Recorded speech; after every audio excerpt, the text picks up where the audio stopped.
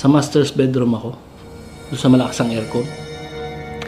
Kuya, doon ka sa kabilang kwarto. Doon kami sa masters. Kala ko ba nag-uusap na tayo dito?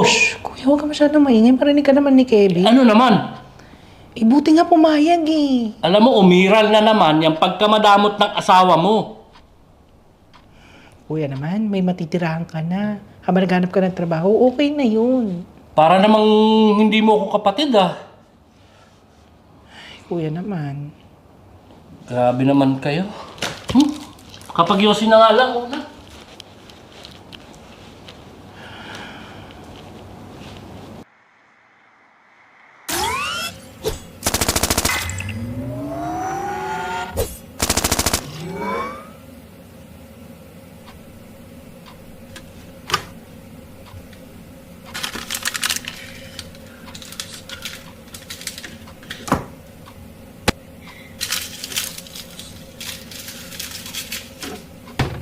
Kaya pala yun.